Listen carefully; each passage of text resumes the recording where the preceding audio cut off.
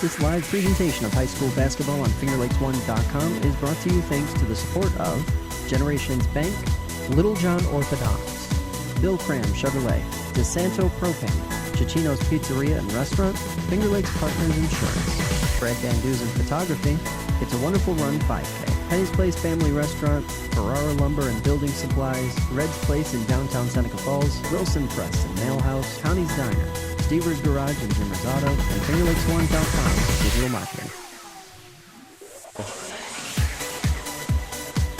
You are looking live inside the Spo Center, Waterloo, New York, home of the Waterloo Indians, and also the site of tonight's Finger Lakes East showdown between the Newark Reds and the Waterloo Indians, a couple of Section 5 Class B1 rivals squaring off tonight live on FingerLakes1.com.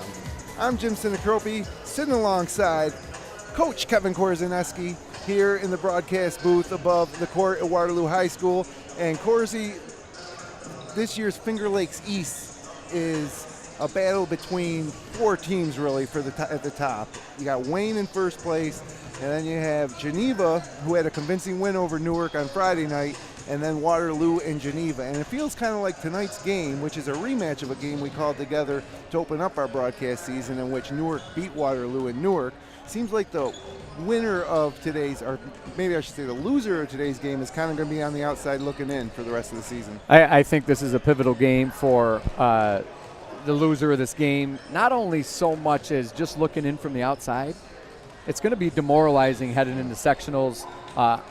I think Waterloo's in a pretty good place right now where they've been, but Newark, on the other hand, if they lose tonight, not really going to be in the spot that they thought they would be in the beginning of the year. They're run out of the gym by Geneva, their own gym, pretty much a statement win for Geneva. And, you know, so now we're starting the second half. So every league team plays everybody once, and now we're starting that second time through. So Waterloo's looking for revenge on Newark. Newark's looking for a season sweep, which would go a long way towards healing the wounds from last Friday night's convincing win for Geneva. What was it? A 64-45 win in Newark. Yeah, I think this, and that's why it's a must-win for Newark more so than Waterloo. But you look at it, Jim. Geneva's three in Class B standings, B1. Yep. Then right next to them is Waterloo, and then right behind them is Newark. So as a coaching, you start to look at, okay, where we are with the league, and I think the league's still wide open because Wayne doesn't have the dominance that they have had in the past, right. Although kudos to Bill Thompson and the Wayne Eagles. There you go. So there they are, Wayne at 6-0 in the league, Geneva 4-1, they're still in it, and Newark and Waterloo are both still alive. Sure. You drop the 3 losses, I don't think the winner of the Finger Lakes East will have 3, but they may have 2. So you're really going to look now towards, we're out of the league standings. Yep. Well, where are we going towards sectionals?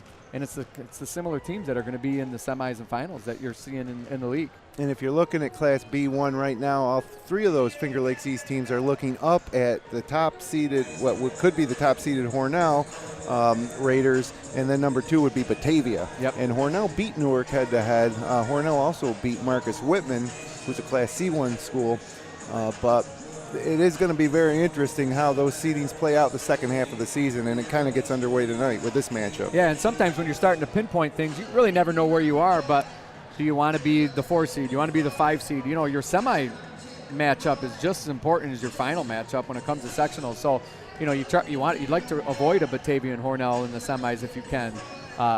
And so, the best way to prevent that is just to keep getting wins. And there's a good chance that if you do avoid a Hornell or Batavia, that you might be playing one of these other teams. If you're Newark, you might be playing Waterloo or Geneva, or vice versa. So, should be exciting. It's one of the things that we love the most about high school basketball in Section 5. So, let's look in particular at this matchup here and take a look at our Ferrara Lumber keys to the game. Newark licking their wounds after that loss Friday. What do they have to do to get back on track today here in Waterloo? Well, I think the biggest thing is just show some poise and chemistry. Don't even worry about what Waterloo is doing, and they are, and we'll talk about some of that stuff. But just trying to gather yourself as a group with your coach and staff and say, okay, that's over. There's nothing we can do about it now. We got another tough game ahead of us. Let's go out, let's play together and play hard. And then you worry about all the things you got to do to contain Waterloo. And if you remember last game, they had a pretty decent lead, but then Waterloo, late in the third, early in the fourth, hit a barrage of threes and was right back in it. So a focal point for Newark is to guard the arc. Sure. And now for Waterloo, big week for Waterloo. They host Newark tonight, and then on Friday, also on Finger Lakes 1, they'll be in Geneva. So huge week for them. They don't want to get swept by the Reds on the season, and they want to get this week off to a good start. What do they have to do to get the win tonight at home? Well, first of all, they have to control the ball and not get loose with it. I thought the first game, they really struggled with turnovers. Early on in the game, Ruiz struggled a little bit more, but as the game went on, he was a little more poised. It was, if you remember that atmosphere, it was a pretty good atmosphere. First game for both of these guys in the league, and everybody's trying to establish himself. So I think as long as he plays okay and he takes care of the ball, that's the first thing. Second thing is, on the other end, they really got to keep Newark off the glass. Yep, that's what killed them last time. I liked how Waterloo pressured Newark last time in the big court. I'd still try it again. I'd get up and pressure Newark, make them put the ball on the ground, make them beat your press. And then when the shot goes up, they really have to do a better job boxing out. Last time it was Joe Kraft inside, always trying to isolate, keep somebody on the, there he is right there, off the glass. He needs help from his teammates just to box out and keep Newark off the glass. Yeah, they are giving up some size.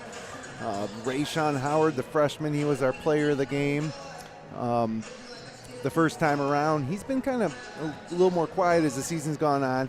Devin Augusto, senior leader, bringing some big size. And, of course, Isaiah Camp strong on the boards, and Josh Green, who actually plays a lot of point guard, is going to be the biggest point guard you're going to see in the Finger Lakes East all season. So they bring the size. Newark brings the depth in the guard play, and it's going to be a great matchup. It is, and it's just that, who wins the chess game. And I thought Newark won it early enough at Newark to build a good lead, but another 2 minutes in that game, I think Waterloo wins. They picked up the tempo. Newark sat in the 2-3 zone. Waterloo got a lot of wide open threes late in the game in the corner. So I like Newark's size, but I like the fact that I know Newark will probably sit in the 2-3 zone, and Waterloo will get some good looking threes out. And we get a look at first year head coach Tim Darnell, former Clyde Savannah Golden Eagle, state champ under Kevin Sharp coach team in 1993.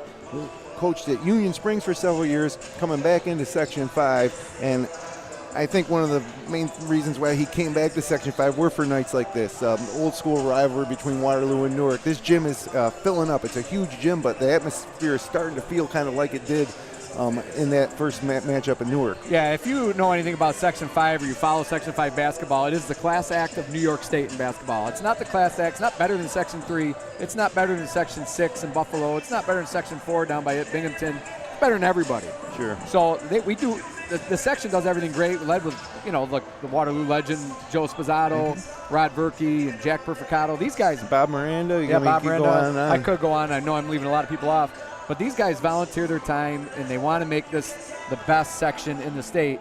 And from our websites to our state or to our sectional tournaments to the venues that they pick, they put a lot of effort into it.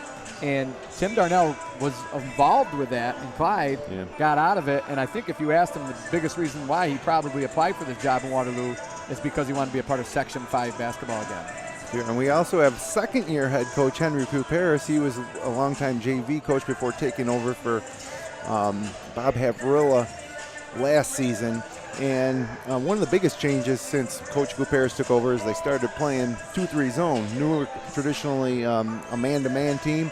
And it's going to be interesting to see if he'll stick with that zone if Waterloo starts draining the threes tonight. So yeah, and they did last time, so we'll see this time. But it's funny that when Saravolo coached, they would not break from the man-to-man, no matter what. And he'll be on the bench tonight. Yeah, and now he's an assistant, and they don't break from the 2-3 zone. The last 2 years anyway, so we'll see.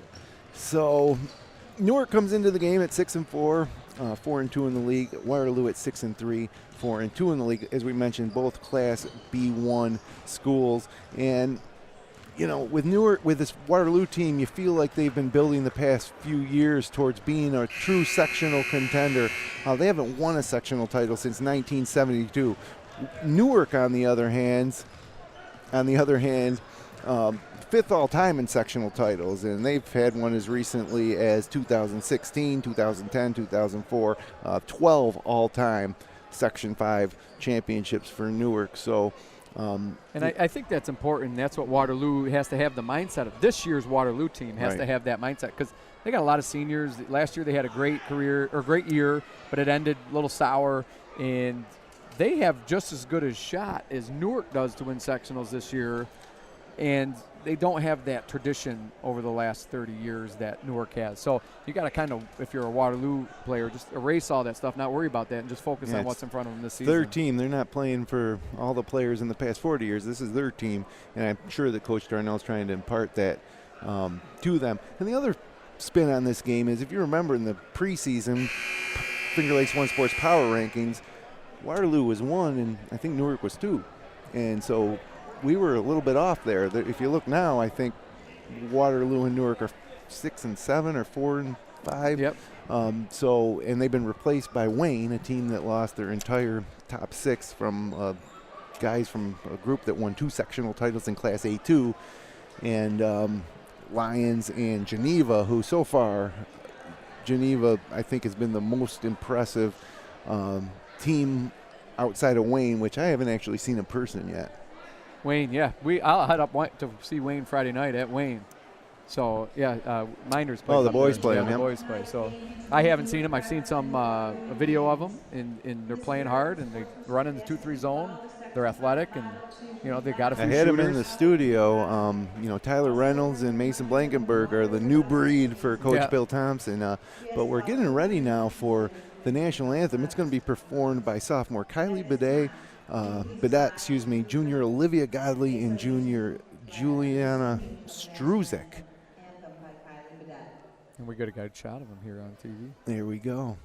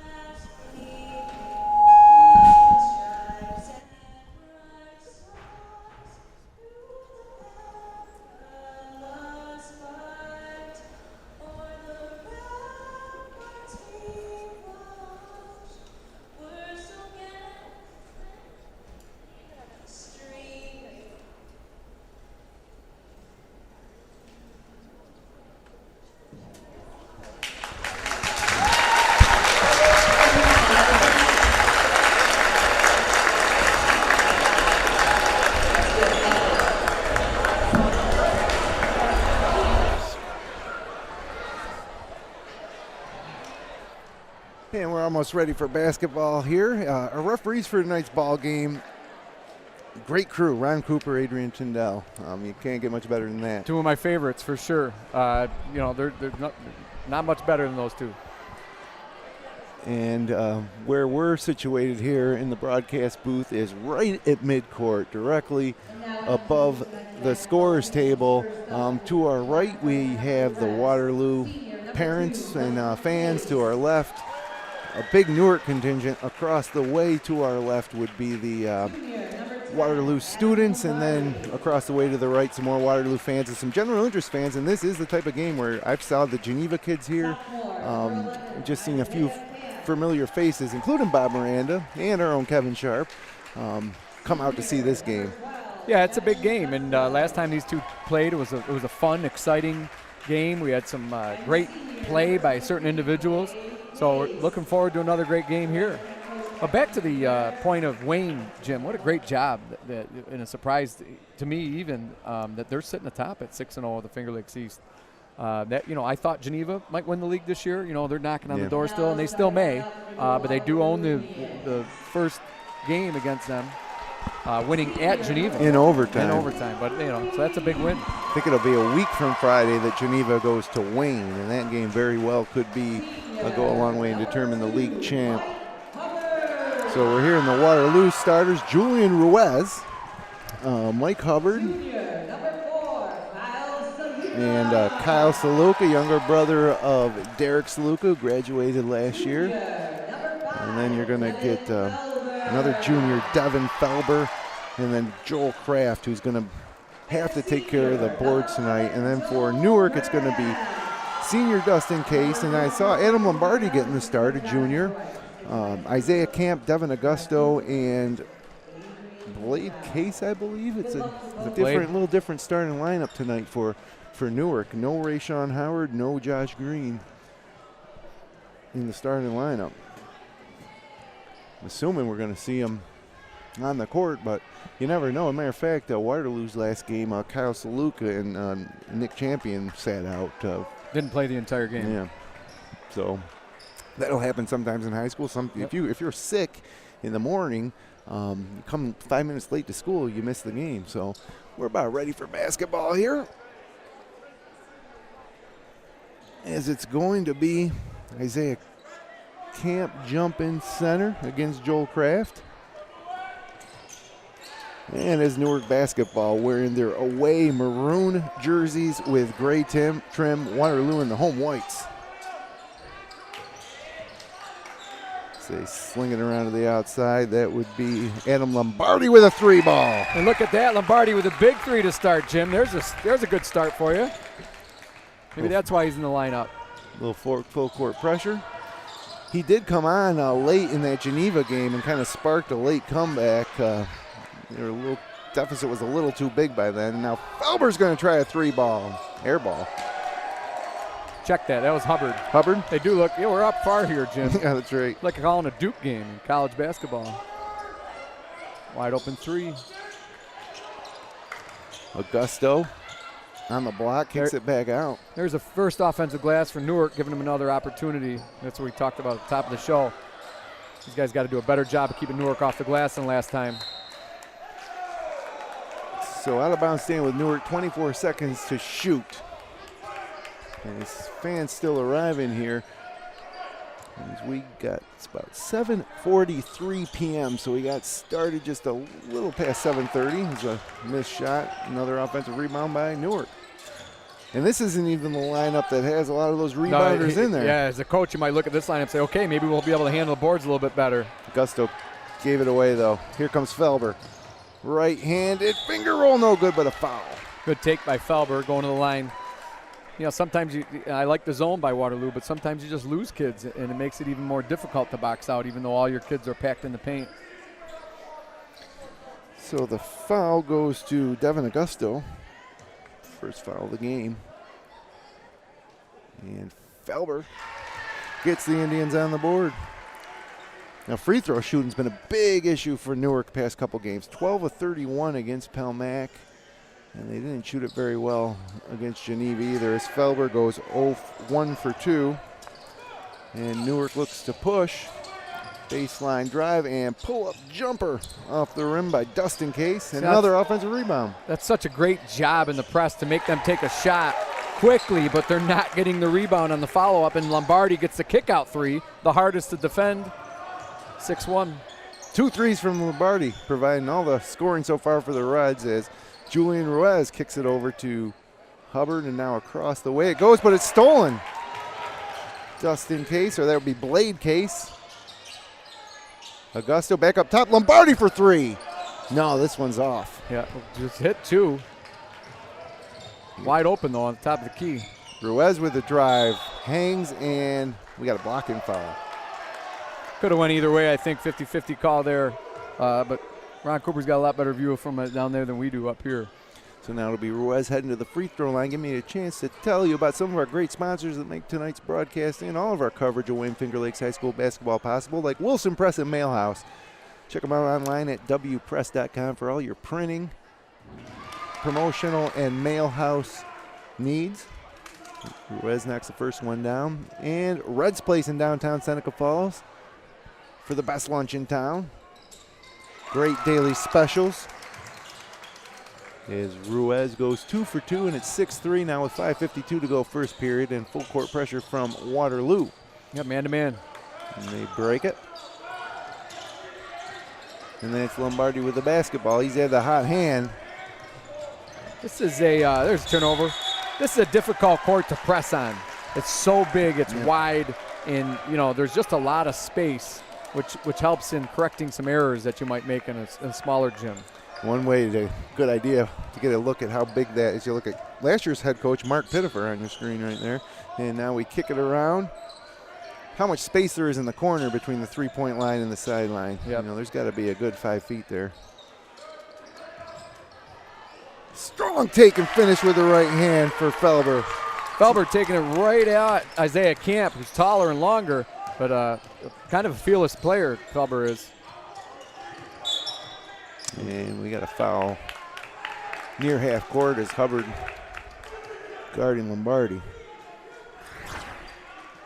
Still no subs in this game yet for Coach Kuperus or Coach Darnell. Yeah, Waterloo now in the man-to-man. They switched out of the zone. That's Over and back. Yep. Good call. He established himself in the front court, and then whether he was bumped or stumbled into the back court. Another turnover for Newark's guards. That's 2. Adrian Tyndall right there on top of it. So 5:06 to go. Jim Sinicropi, Kevin Korzeniewski, glad you could be with us here on FingerLakes1.com. We should have a good one for you tonight here from the Spo Center in Waterloo as Ruiz takes a 3-ball. Bang! And that's where the zone hurts you. He's wide open on the 3 in his own gym. No one contesting it. It was a little deep, but 8-6 now. Waterloo's first lead, and he tried to throw it off of Saluka's leg, and now Saluka knocked it out of bounds, and it should go back to Newark. Yep. The 34 is on the shot clock. They might have to fix that. There was never a change of possession. Ron Cooper's going to take care of it. Here's a replay. Ruiz, look, now watch, he catches this on the reversal. There's not even a hand in his face. Yep. One of the best guards in the league, and they're not guarding him. Notice here on this shot, too, that the divider that divides this gigantic gymnasium in half is closed. Yep, they've been doing that for the last year or so. I like that. I tried to do that when I was a coach here, and I was shunned by the former athletic director. So I don't know if Coach Pizzato had a change of heart or if I don't think he has a say in it anymore. New athletic director Crystal Kent may have made an executive decision. She probably left it up to the coaching staff. Yeah. Well, it certainly makes it more of a home court advantage, I think, as it's louder. And you can't feel it and see it, but there is some, there was a stare down by Ruiz to a fan, a former Newark player that's here. And there's some intensity to this game that I'm not sure we're picking up on camera because of the size of the Spo Center here. Down to the corner, 3-ball on the way from Michael Hubbard, no good, and rebounded by Augusto. But another wide open 3 for one of the best shooters in the Finger Lakes. They got a lot of them here in Waterloo. You can't leave them open like that all night. Inside now to Camp, and it's blocked by Felber. Blocked again, this time by Hubbard, and corralled by Joel Kraft. Here comes Waterloo. They lead by 2, 3:47 to go here in the first period. Hubbard tries another 3. No.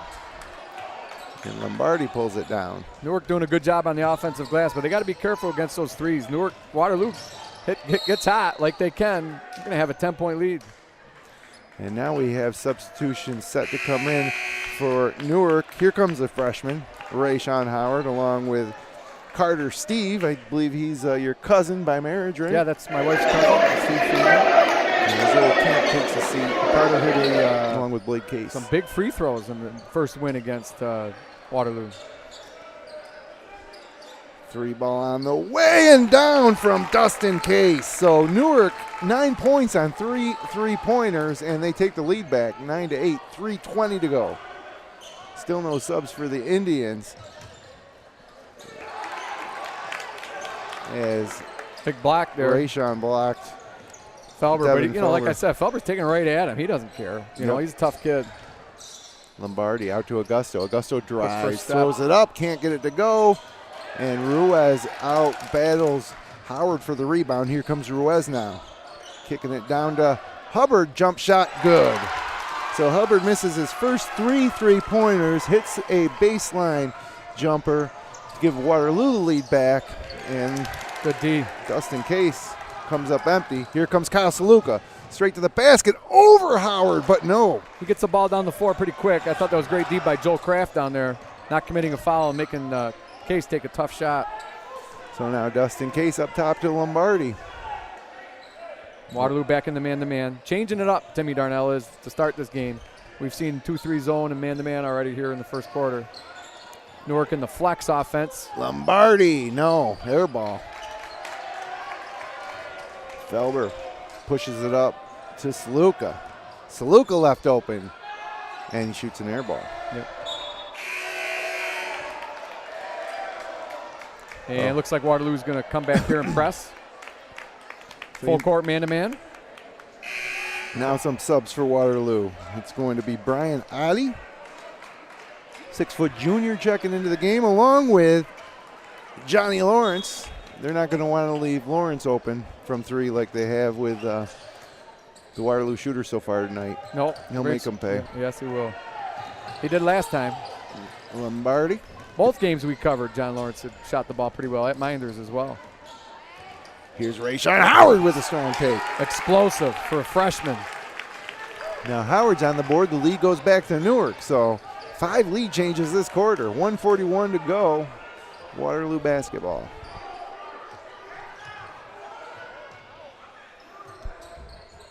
That's Luca. Picked up his dribble in the corner. Out to Ruiz, and now over to Lawrence. Lawrence loses it, but right into the hands of Ruiz. 8 seconds to shoot. Ruiz into the lane, hangs, clutches, and gets the kiss off the glass. Corsi, you called him one of the best guards in the Finger Lakes East. You know, I was just sitting there, maybe the best point guard, but I was sitting here watching, and there's some guys that will argue that, but if you're going to lose the ball like that in Walters, I want it to go in his hands if I'm Waterloo. Sure. Because he's a good playmaker. Now Rayshawn Howard comes up short on the pull-up, and it's rebounded by Brian Oddie. Now here comes Johnny Lawrence. Back iron a little too strong, and it's out of bounds going back to Newark. So back and forth we go. 12 to 11, 46 seconds to go as you get a replay of that hanging finish off the glass from Julian Ruiz. Tough shot, but a big moment, you know. Some of you may not know, Julian Ruiz, cousin of Jose Santel, former Newark great sectional champ. Their last sectional title actually came with him manning the helm. 3-on-1. Nice no-look pass from Ruiz, and the layup's good by Oddie. The big steal. Now Waterloo up by 3. Here comes Lombardi. It's a charge. Yep. Yeah, good take by Brian Oddie Jr. on the charge there. But it's that pressure that Waterloo's getting with the man-to-man defense. It's just making these guards uncomfortable, and to see how they handle it.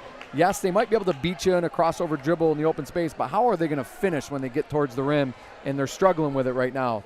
They're missing shots. They got the charge there. Waterloo gets a shot to score here with 20 seconds left in the quarter. They should take the last shot. Looks like that's the plan here with the clock now down to 12. Lawrence with the ball back to Ruiz. Now we're down to 8 seconds. Ruiz into the lane, and looks like he traveled. Yep, so Newark will get the ball back with 6 seconds left, and they're trailing by 3. And what we said earlier, Jim, good, official game so far. Lombardi, 3 seconds, 2 seconds, 1, got to let it go. Jump stop, and no good. So at the end of 1 quarter of play here in Waterloo, your score, Indians 14, Reds 11. Got a good game ahead of us here on FingerLakes1.com. You're going to keep it right here.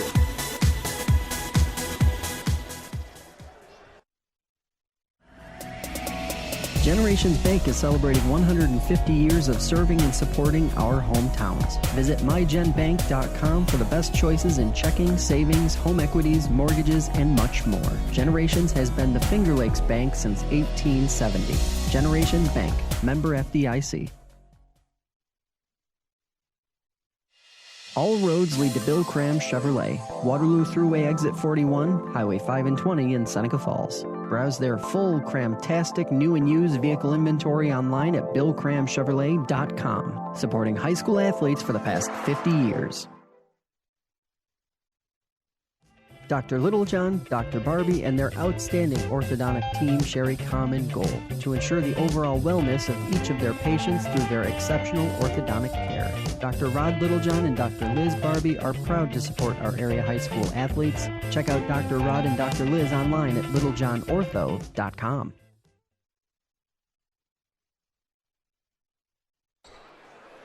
And welcome back inside the Spo Center with the home-standing Indians leading by 14. They'll get the basketball to start the second quarter. Jim Sinicropi and Kevin Korzeniewski. Spring-like January day. Oh, I hear it's going to get a little colder. Yeah, we're not used to it. Winter's coming. Winter is coming. That's the Game I thought of Thrones. spring was already here. Lawrence for 3, no. But got that off without much pressure. I like the tempo that's being played by Waterloo. I like the looks they're getting.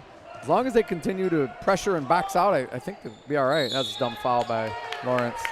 Don't try to block a jump shooter. So into the game now for Newark. Josh Green for the first time. And Waterloo looks like they're coming back with the same 5. Yep, that was the 5 that finished for Waterloo. Yep. Hubbard, Adi, Felber, Ruiz, and Lawrence, as Dustin Case misses the free throw. Now it's the first time to the free throw line for Newark tonight. And again, mentioned their struggles so far. They're going to need to knock them down tonight here on the road. So far 0 for 1 and make that 0 for 2 as Lawrence pulls down the rebound. Good rebound by Lawrence coming off the guard spot aggressively. Ruiz to Hubbard. Hubbard's got his left calf wrapped. I don't know if that's for show or for function. In 2020, we'll never know. You'll never know. Hubbard over to Ruiz. Into the corner. Adi drives.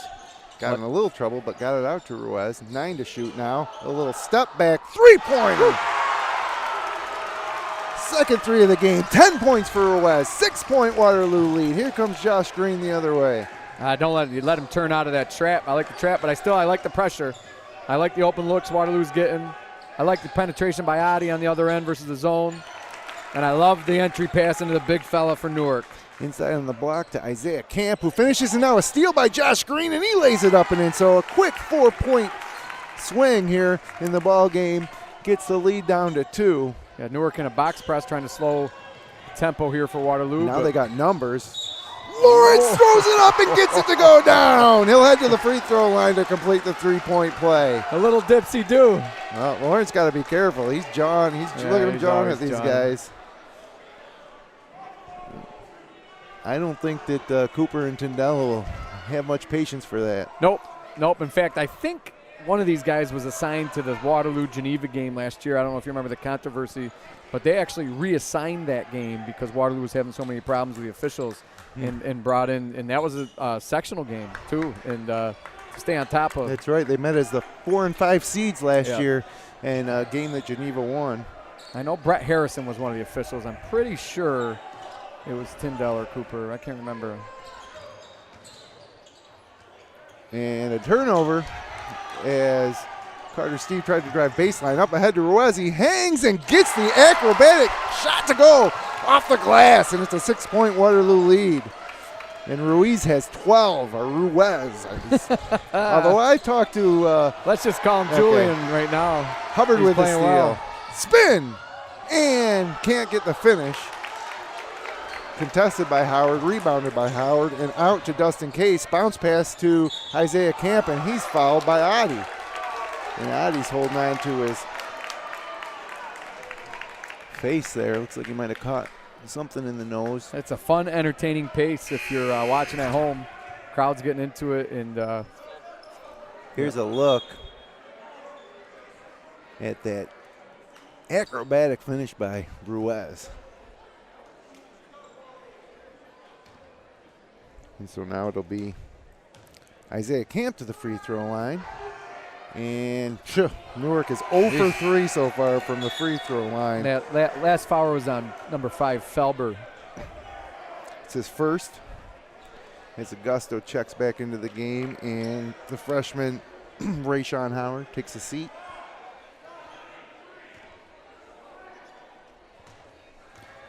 And there's one that goes down. So 1 for 4 from the free throw line for Newark, 3 points for Isaiah Camp, and it is a 5-point Waterloo lead as Lawrence kicks it to the corner. 3 ball on the way from Felber's no good. Great job there by Adi keeping that rebound alive. He tips it out to Ruiz. Waterloo will reset. Yeah, active on the glass against the bigger team. Timeout Waterloo. Darnell wants a 30-second timeout. Give me a quick chance to tell you about Brad Van Dusen Photography.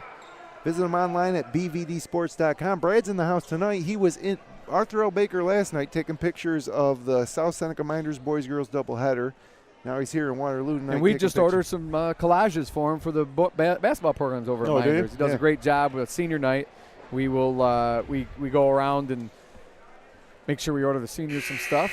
And I think he probably took those pictures on the baseline here that maybe we can get a camera shot. There's Brad right there. We just saw him real quick, and now he's going to take a look at some of the games around the Wayne Finger Lakes over the next couple days for the boys. Clyde Savannah's at North Rose tonight, and Wayne taking on Rochester Prep at home. And then tomorrow, big rivalry, Romulus-South Seneca. But that Wellsville-Marcus Whitman game intriguing matchup. Is intriguing. And also Geneva Penn Yan. Nobody's talking about Penn Yan. Penn Yan has the ability, I think, to beat any of these teams.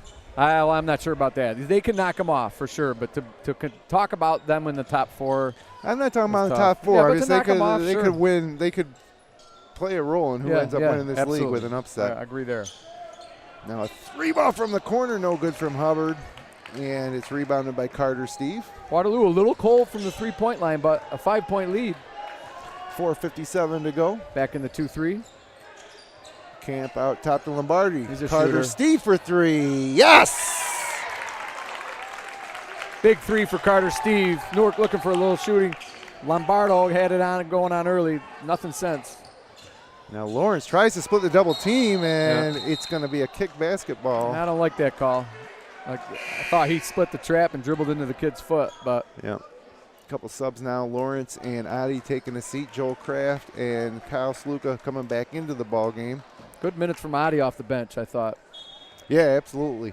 And Steve back out of the game. After hitting the three-pointer. Yeah.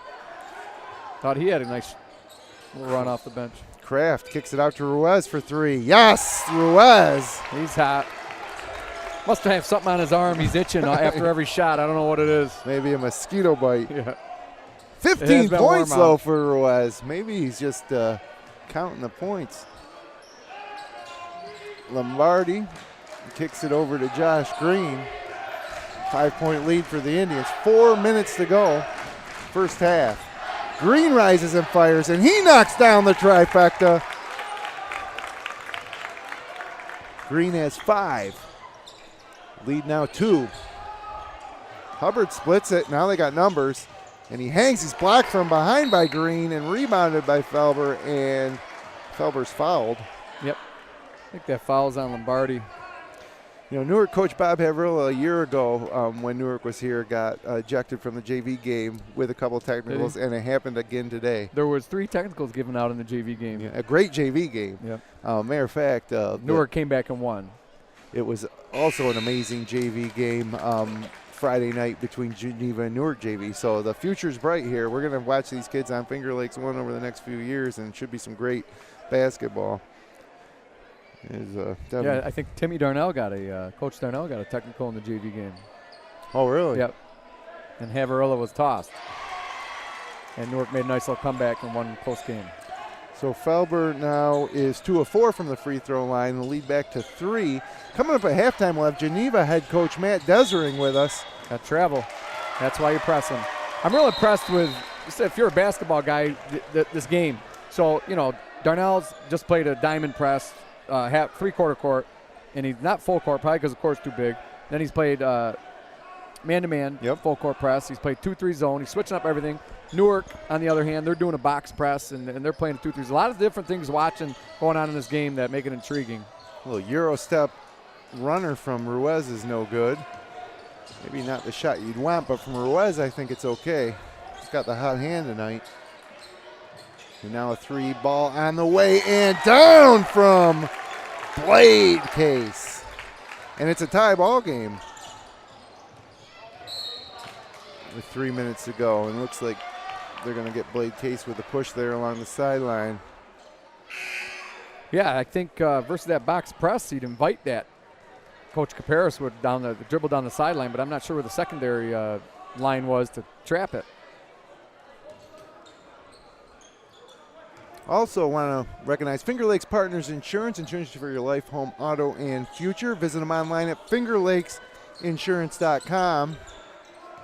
And Stever's Garage and Jimmer's Auto. Check out the used car inventory at jimmersauto.com. As here comes Newark in a tie ball game, under 3 minutes now, second quarter. Josh Green I like the Josh Green just brings a sense of poise to Newark when he's out there. Working a three-man game. Kicks it over now for three from Dustin Case. It's no good. And now ahead of the pack comes Saluka. And he hangs and can't finish. And the rebound through a couple of Newark Reds' hands. And now Ruiz gets the students excited with some fancy dribbling. Now a jump shot is up and down for Mike Hubbard. So Hubbard with a couple of mid-range jumpers. He has 4 points, and Waterloo back on top. Dustin Case drives, hangs, and he's fouled. So nice take from Case. I thought he might have got himself in some trouble, but bailed out by the foul took call. a tough baseline angle, and then Ruiz came in a little excited trying to block the shot. I'm not sure he would have made the layup. There's Devin's father, Ryan. Ryan Filmer, sure, and there is Derek Saluka as well, Kyle's older brother. Ryan doesn't have his running gear on that we see in Seneca Falls all the time. He comes down. Last game he has running gear on. He likes to run down to the games.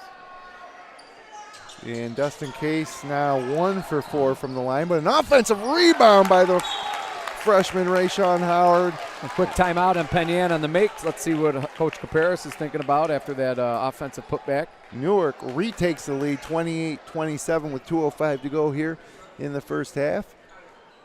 Give us a chance to talk about the It's a Wonderful Run 5K, another sponsor of high school basketball here on FingerLakes1.com. Visit them online at itsawonderfulrun5k.com. And Korzy, of course, you're one of the race organizers. When can you sign up for next December's race? Is it open yet? Nope, it is not open. We open it up, I want to say, in April on the Antonio the guy Vaccarelli's the day that they dedicated to honor him. That's the day we open it. I can't think of the date off the top of my head. Was that by design or April coincidence? 12th. We changed it. Actually, that was Tina Rook's idea.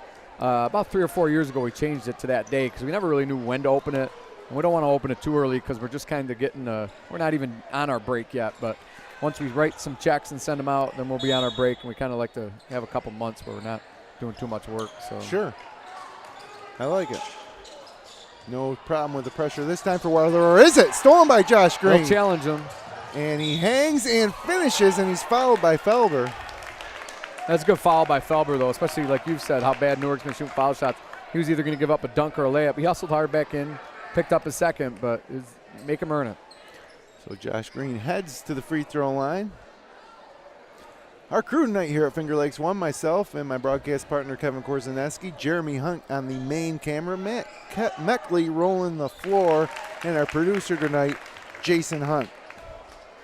Now we'll be back online again on Friday night from Geneva as the Waterloo Indians travel to Geneva. Mentioned what a big week it is for Waterloo, and you're going to be able to watch both these games here on FingerLakes1.com as Josh Green knocks down both free throws. We traveled. And it's a 3-point Newark lead.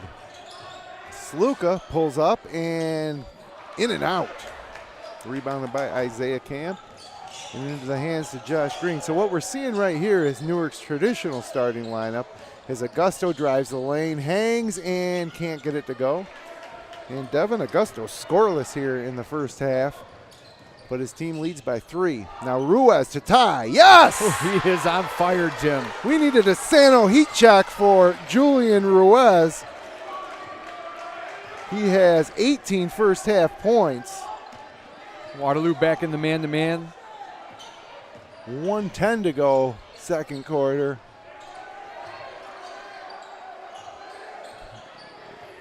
As it's Ruiz just scoring from inside and out.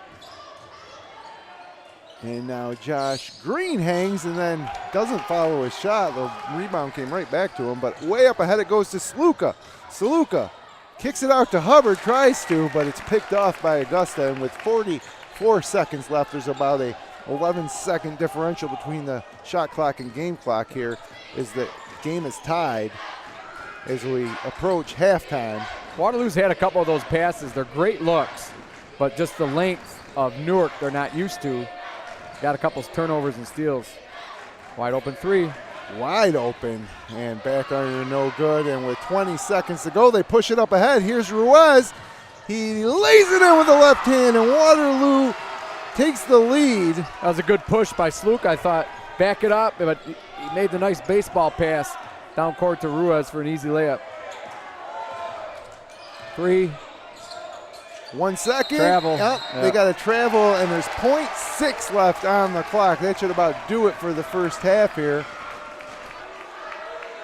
As they can get a shot off. Let's see where they go with it. Way up ahead to Sluka. Let's one fly. No, off the front iron. He's good at making those half-court shots. But anyways, at the end of the first half of play here in Waterloo, we got a good one. The Indians lead 32-30. Julian Ruiz, 20 first half points. When we come back on the Bill Cram Chevrolet halftime report, we'll have Geneva head coach Matt Desrin. Keep it right here.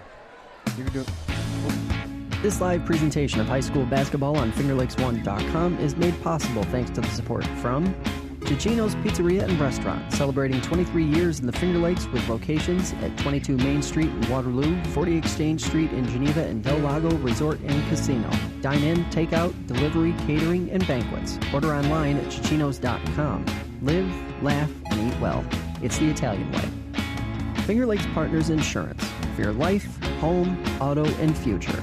Whether it's your first car, second home, or third child, the experienced professionals at Finger Lakes Partners can recommend the coverage that best utilizes and protects your assets. With offices in Geneva, Victor, and Waterloo, and online at fingerlakesinsurance.com.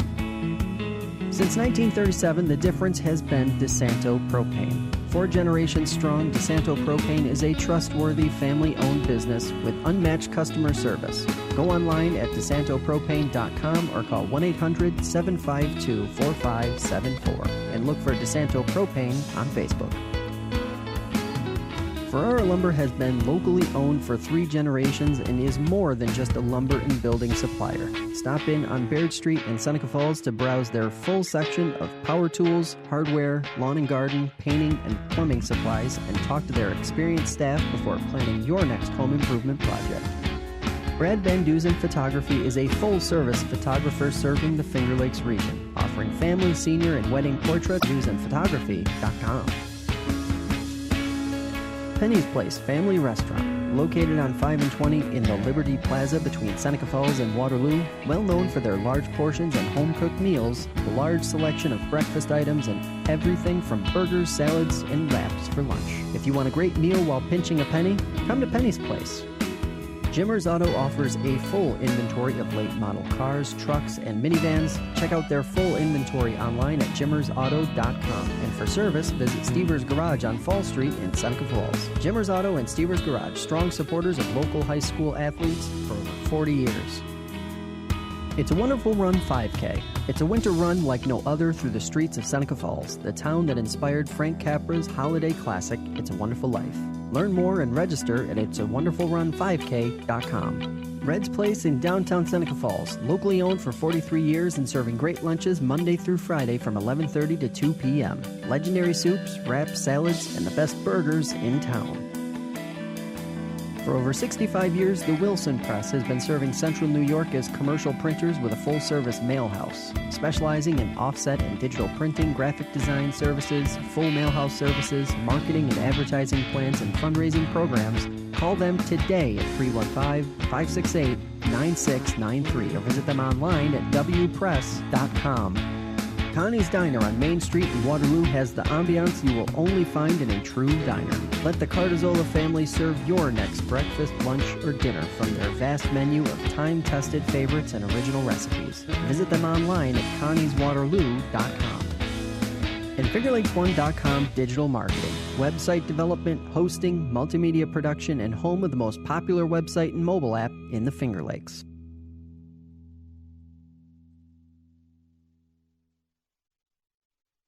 Help FingerLakes1.com bring you more great live local sports coverage by becoming a supporter at patreon.com/FL1. It's Big Truckin' Deals here at Bill Cram Chevrolet. Check out this cram-tastic inventory for big truckin' deals. Whatever truck you're looking for, we've got the inventory. Trucks for towing, trucks for family, trucks for work, and trucks for fun. Whatever you're into, we've got a big truckin' deal waiting for you. All roads lead to Bill Cram Chevrolet, Waterloo Exit 41, Highway 5 and 20 in Seneca Falls. See all our truckin' deals at BillCramChevrolet.com.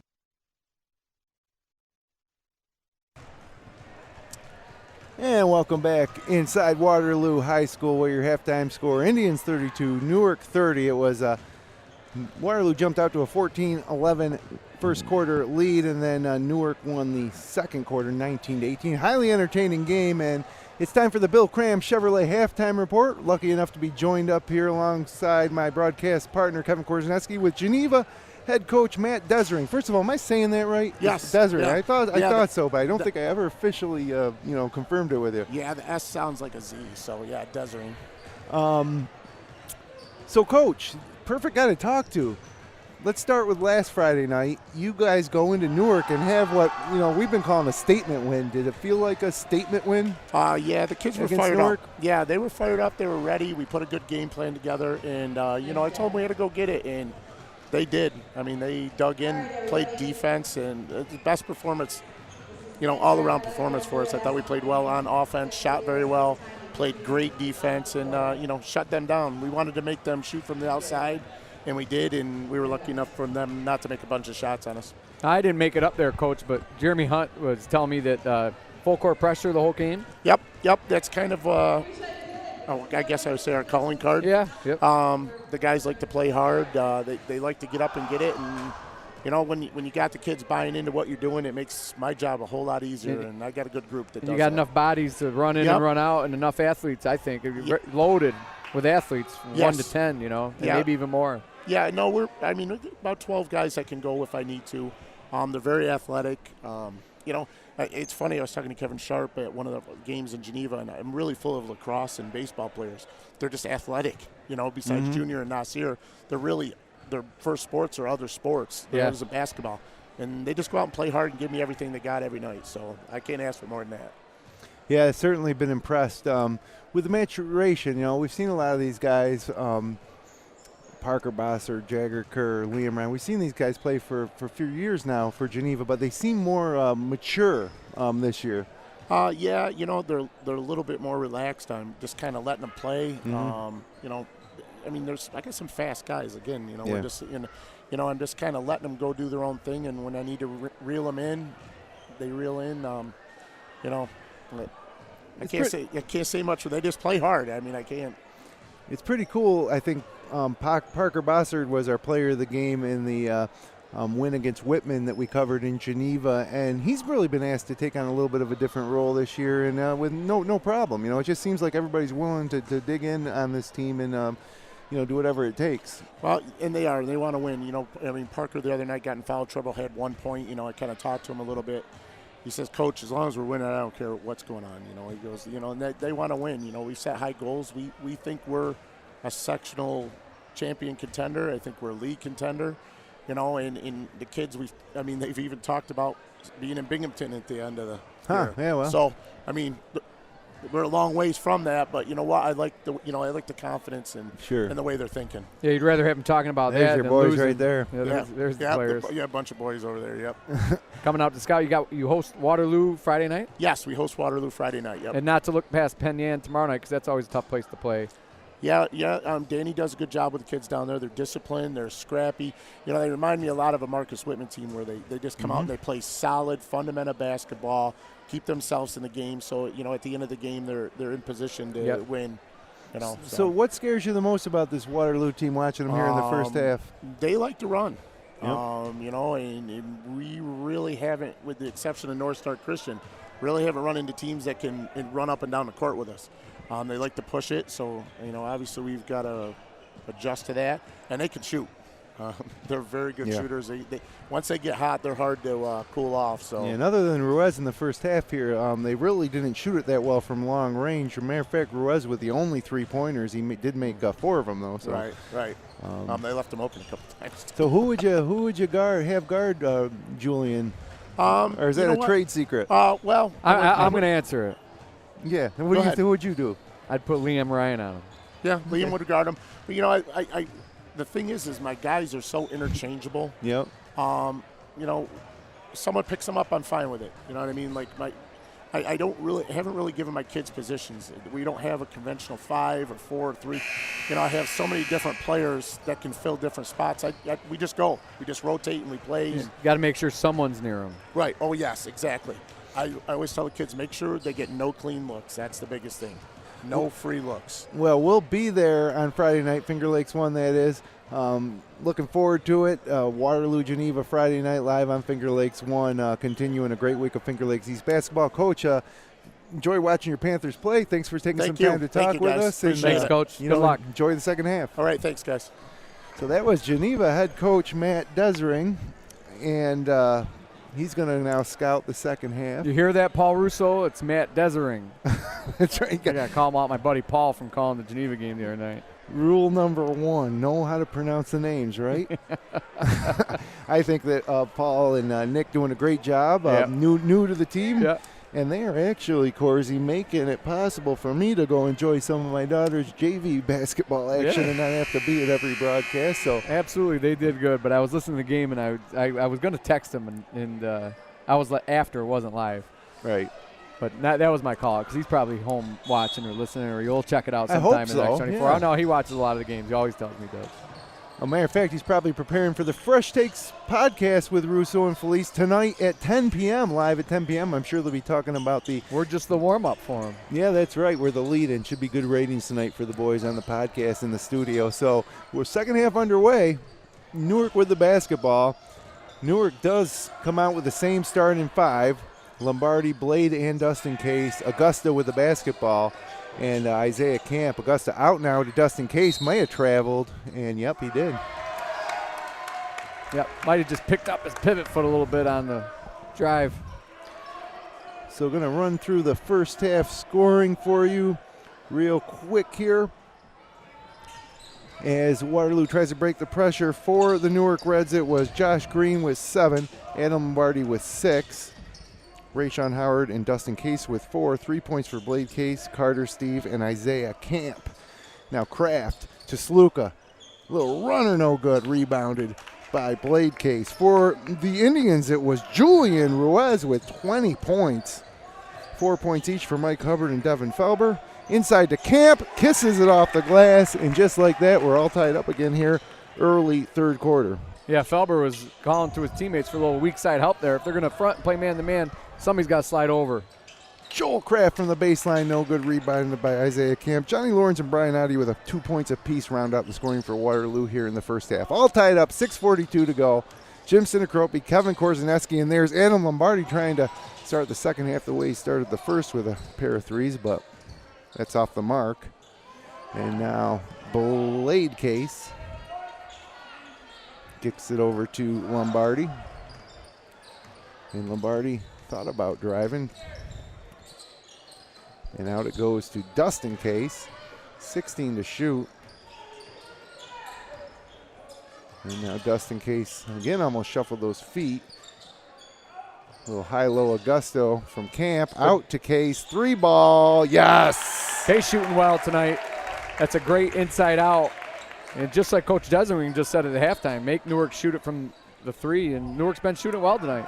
Second three-pointer of the game for Dustin, as Kyle Saluka with a really strong take right up and over Isaiah Camp. And Kyle Saluka with his first points of the game pulls Waterloo back to within 1.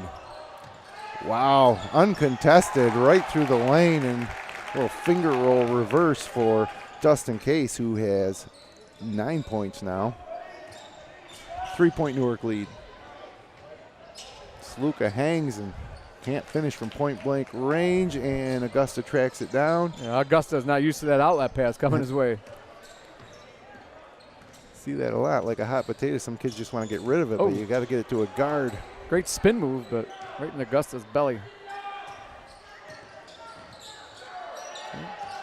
They got the high-low. They're not looking for it. They tried to get it in, but corralled by Kraft. Augusto missed the high-low, and then Lombardi tried to force it. Here comes Ruiz. Into the lane, out to Hubbard. Tried the 3, but we got a blocking. That's a big call, because I think that might be Ruiz's 3rd. I'm not sure it was. Oh, they called an offensive foul. They called a charge. He was out of position. He barely touched him. Little contact.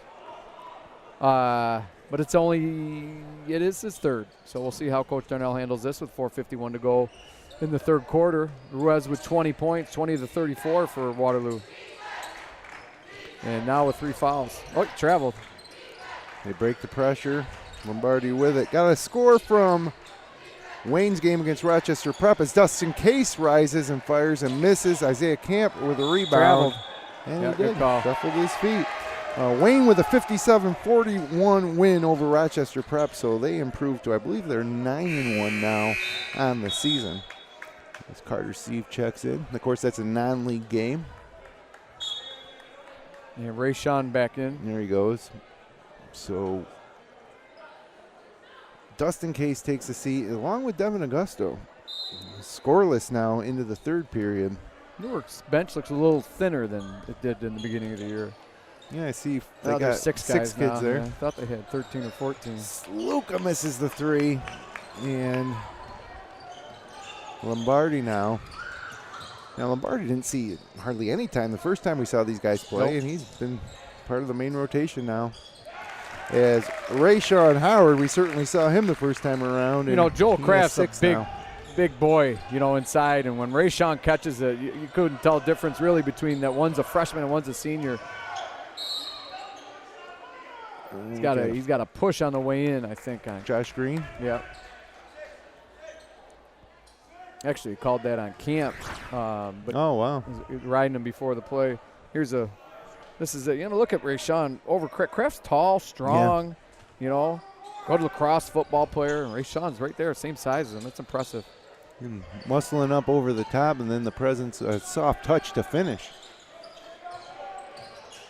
Hand check, Carter Steve. So the foul's really mounting up here in the second half.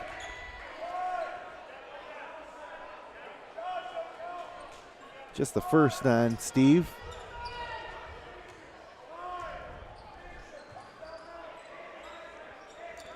Remind you of some of the great sponsors that make this possible, like Connie's Diner, just down the road here from us at the Spo Center in Waterloo. Got a favorite at Connie's? Connie's, ooh. I like a garbage plate. if I'm Yeah, going they to got Connie's. good garbage plates for Yep. sure. I like the honey baked chicken, honey fried chicken. Honey dipped. I Honey think. dipped, Yep, honey dipped fried chicken. Yeah, you can't go wrong there. Of course, those are just 2 of about 500 items that you can get at Connie's. That's right. Johnny Lawrence and Brian Oddie checking back in for Waterloo. As Felber knocks down the first of 2, and it's going to be Sluka and Hubbard taking a seat. As the home team now trails by 4. You know, the way that Ruiz was lighting it up, you'd think that Waterloo would have the lead right now, but they trail by 4, and after the missed free throw, they'll stay at 4, but he tracks down his own rebound. Somebody's got to box out the shooter. Yeah. Well, Newark's playing a good team attack where Waterloo is kind of getting led by one guy. They got to have another player or 2 step up if they want to win this game. Mm-hmm. It might be Felber. No, it's off the back iron, but wow, Johnny Lawrence came in and just smacked Josh Green. I don't know where he's going. He's going off the floor. Now he's back. I don't think he's ever committed a foul. So he's going to guard Rayshawn Howard here on the ball. No, he's backing off now. Waterloo to the box press. Yep, little 3/4 court. And this is where you get him. Right there. And they got him. Nope, he gets it away. Nice flash to the ball there by Josh Green. And now Carter Steve, baseline pulls up and can't get it to go. Rebounded by Joel Kraft. Outlet to Ruiz, playing with those 3 fouls. Pulls up, fires. No. That's just one where he hasn't gotten a look in a while. He kind of forced it a little bit. I don't like the shot with him off the dribble. He didn't really get his feet set. But I think it's been a few minutes since he shot, so he forced it a little bit. Steal Good by steal. Lawrence. Up ahead, a little finger roll. Gets it over the top of the rim, and Coach Darnell wants a timeout as Waterloo pulls to within 2. Yeah. Johnny Lawrence now with 4 points. You got to be careful. He's getting a glare down from the official. Adrian's not going to put up with anything. And now he's telling him, tell 3. He's telling the assistant coach, Josh Rice, you tell 3 just to play basketball and keep his mouth shut. And I'm telling my partner. So coming up in the fourth quarter, we're going to pick our Cicino's Pizzeria and Restaurant Player of the Game. Remember, you can order online at Cicino's.com. Everything's great at Cicino's as Oh, well. yeah. My pizza and wings go-to right there. Nice Sunday afternoon. What kind of wings? Charbroil? I like the charbroil, and I got to get the hot sauce on the side because I'm the only one in the family that likes them. So Well, I like charbroil with extra sauce too, because then you can dip it. But charbroil, certainly way to go. And Ferrara Lumber and Building Supplies, for your next home improvement project, start by browsing their selection at ferraralumber.com. New website coming too for the gang at Ferrara Lumber in the next week or so. I see the Minders boys up in the crowd too over there. You know, that's a typical Chris Herron move. I see Griffin up there. He's with his girlfriend with the 4 boys on the basketball team. I don't see him. And I see Bob Hivarella way up in the corner hiding. He is hiding. He's not supposed to be in here. Well, that's what I was looking at first, and then I looked down and I saw Cabot and Bogart and Smitty and we won't tell on you, Coach. No. Of course, that's did he change? He's still got the same clothes on. There he is. Yeah. Now he's on camera for all Section 5 to see. Jeremy Hunt got him. I love him, though. Yeah, he's a good guy. Super competitive. Yeah, absolutely. Just one in the long line of Newark's great Newark head coaches as we got a turnover. Now, those Miners boys will be back in this gym in a couple more weeks for another girls-boys doubleheader against Waterloo. See if they can do any better than the last time when Waterloo was in Seneca Falls. As Johnny Lawrence way off. Yeah. And now Carter Steve, a little bit.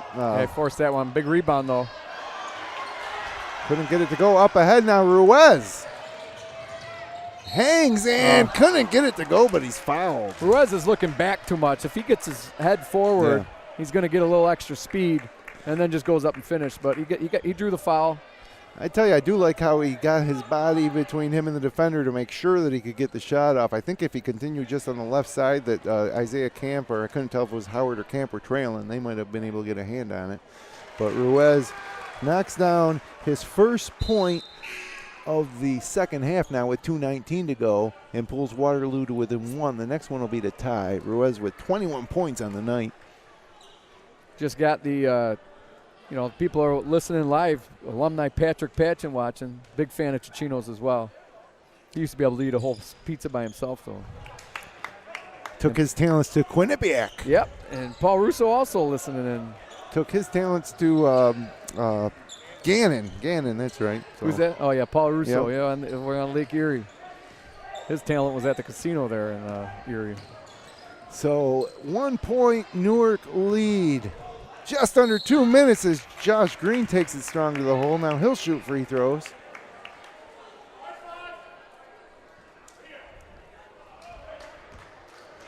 As Hubbard checking back into the game. Looks like he's going to, can't tell if he's going to check in for Felber or Adi. It looks like Felber's ready to check out here. Pace slowed down a little bit this quarter, Jim. Yeah. You know, doesn't have that exciting feel that the first and second quarters did. Josh Green free throw. It is Felber that takes his seat. So Josh Green makes the first 2-point lead, 1:57 to go. Yeah, it's so far Newark with 8 points in the third quarter. Waterloo with 8 as well, and the lead remains at 2. Could it be 3? No. Good box out by Adi, undersized down there. We need Ruiz or Lawrence to make a 3 to wake this crowd up. They'll get it going. They trail by 2 now. It's Lawrence, Ruiz, Hubbard, Adi, and Kraft for Waterloo. And there's Hubbard, corner 3 on the way. No, he's been off the mark from long range tonight as Lawrence tapped it away, but it'll go back to Newark. He was actually standing out of bounds when he hit that.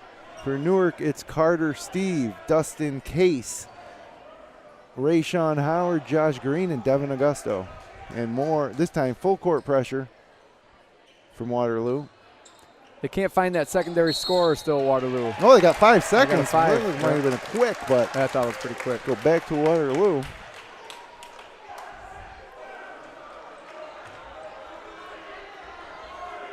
Kuperus thought it was a little quick as well.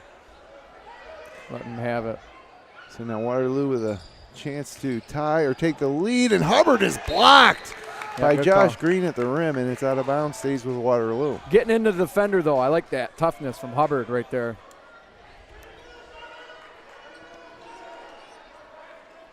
Ruiz again to inbound. Got to watch for him to inbound and then pop out to the corner for the three. And here comes Lawrence. Nobody open. No quick five there. Lawrence with it. Back to Ruiz. Thought about it. He did. It back up. 25 seconds to shoot. 1:23 to go in the quarter. Indians trail by 2.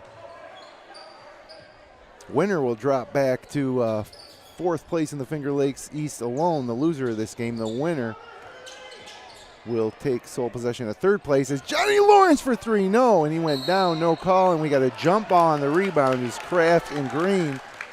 We're wrestling for it, and it'll stay with Waterloo again. So another chance for Waterloo to take their first lead or tie since the second quarter. Into Ali, gets the roll. Ties it up. Diamond press for Waterloo. 4 points for Ali. We're inside a minute to go. Augusta up to Carter Steve. Carter Steve drives and hangs his block by Joel Kraft. Julian Ruiz comes up with it. 48 seconds to go in the third. Tie ball game. Here comes Ruiz. Finds Lawrence. 3-ball on the way. No. Big rebound by Hubbard. And he's fouled. Yeah, big rebound. They just can't get a 3 to fall. Waterloo gets their 3-point percentage up to 20-25 here. They got an 8-10 point lead. Get a replay here. A big block by Kraft. Squat. And then the presence of Mina, Julian Reeds, to come back and snag it in front of the Newark bench. So now 40.8 left. Into the corner. Sluka back into the game. Knocks it down. Big 3. 5 points in the quarter for Sluka. 2-point lead, and it is out of bounds to Waterloo. That went right off Green's leg. You know, not only is Newark struggling to run the press, they're struggling to get the ball in bounds against the press. That's 2 turnovers just trying to inbound the ball. They got a 6'6" guard. Just post him up on the block. Throw it up to him, yep. So he's not 6'6". Now Waterloo he's 6'4". He's 6'3", 6'4". And so now with the shot clock off, 22 seconds left, Waterloo can hold for 1 and take this lead into the 4th quarter. This important. What a swing. The Sluka 3. And then the big turnover there. Down to 8 seconds. There's Saluka with it. 6 seconds. Ruiz lets it go. And no, and it's out of bounds with 1.1 left. See if Newark can get it in here. Throw it down court. And Augusta's, I think he's going to let this one go deep. No, he just throws it in. So with 1 second left, Josh Green lets one fly, and that'll do it. So Waterloo with a late push to take the lead. We got a good one here in Waterloo here on Tuesday night. 42-40 your score. Indians lead. You're going to want to keep it right here. 4th quarter action straight ahead on FingerLakes1.com. Generations Bank has celebrated 150 years of serving and supporting our hometowns. Visit mygenbank.com for the best choices in checking, savings, home equities, mortgages, and much more. Generations has been the Finger Lakes Bank since 1870. Generations Bank, member FDIC. DeSanto Propane is 4 generations strong as a trustworthy family-owned business with unmatched customer service. Go online at DeSantoPropane.com for more info. DISANTO Propane.com or call toll-free at 1-800-752-4574 today. DeSanto. Since 1937, the difference has been DeSanto Propane.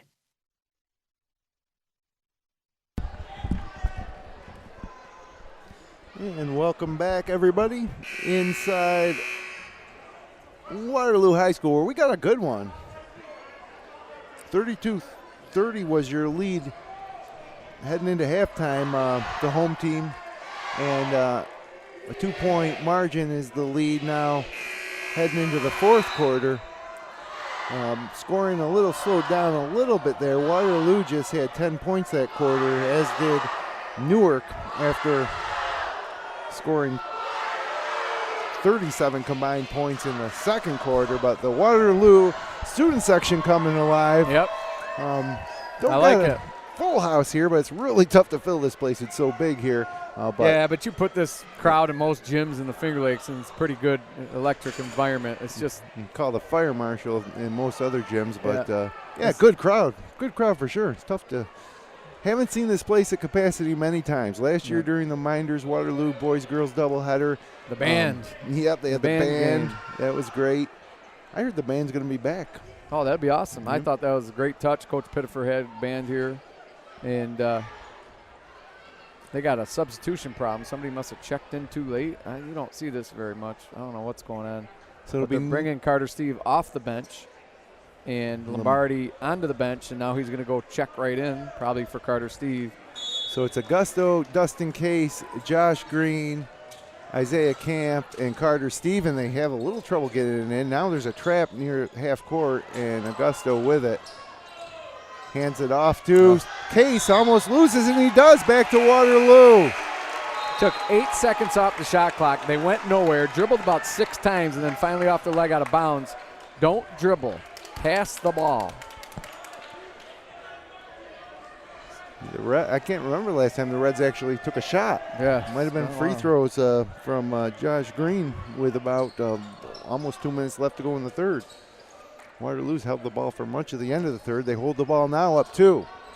As it's Hubbard, Ruiz, Sluka with the ball. Foul line jumper. Yes! That 3 might have woke him up. He gets going this quarter. I like Waterloo to win it.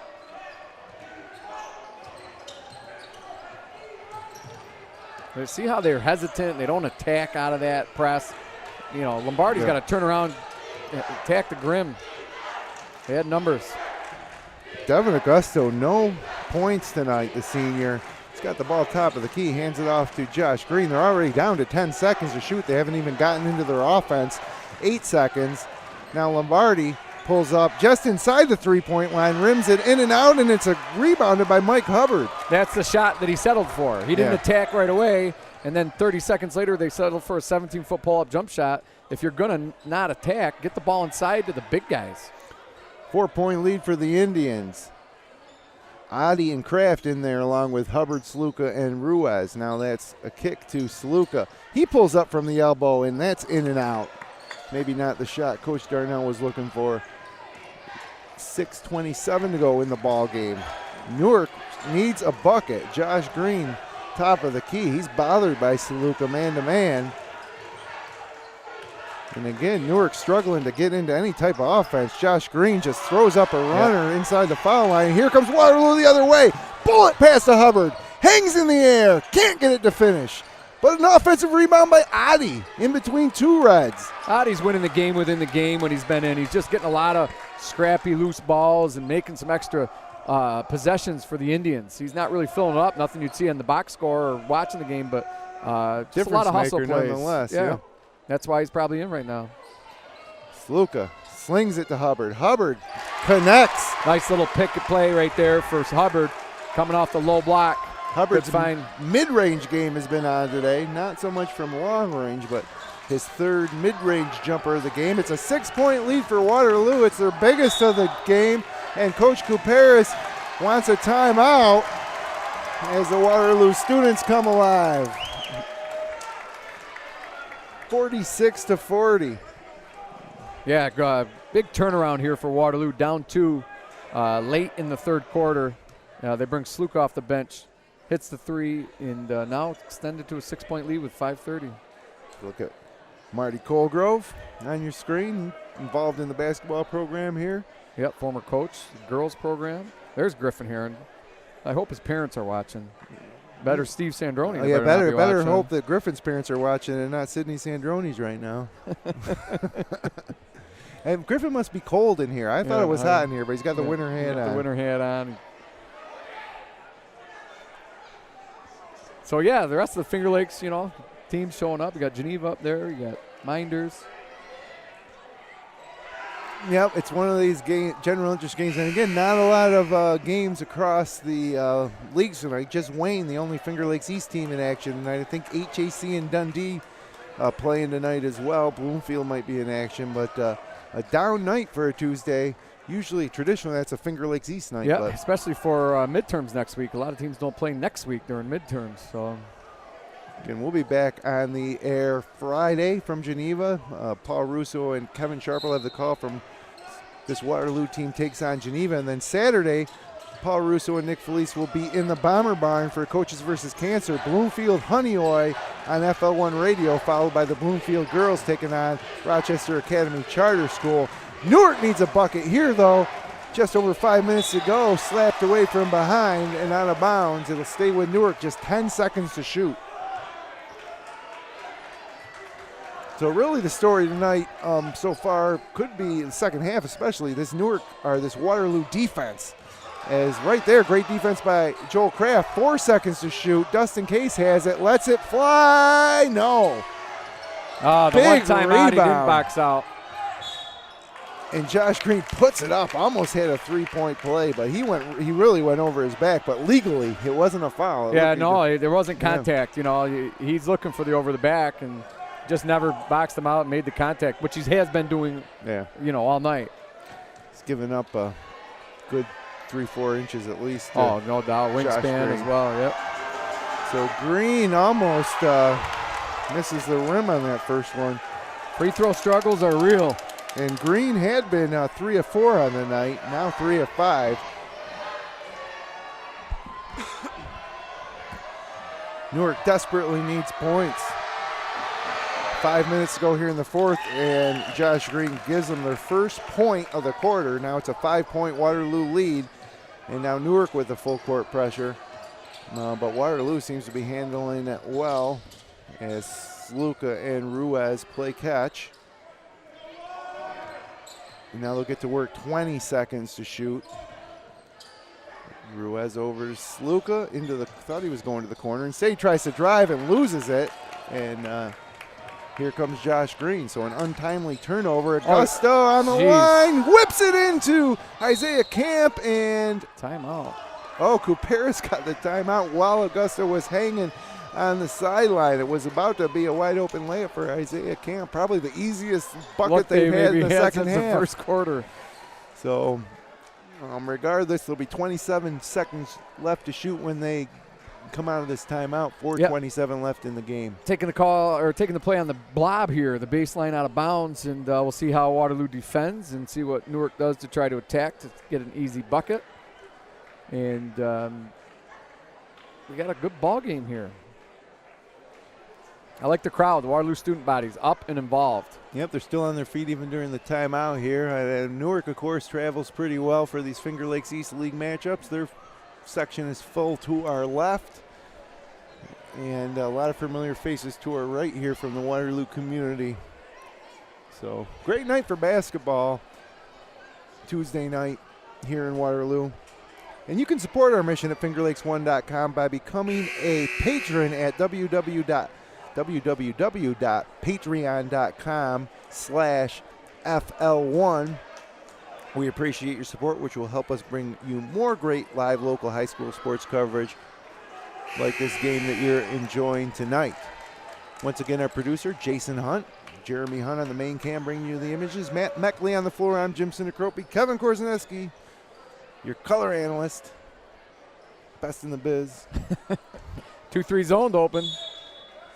Stack play by Newark. Into the corner. Case. Wide open three for Case. Bang! Big shot. Kuperus gets that one.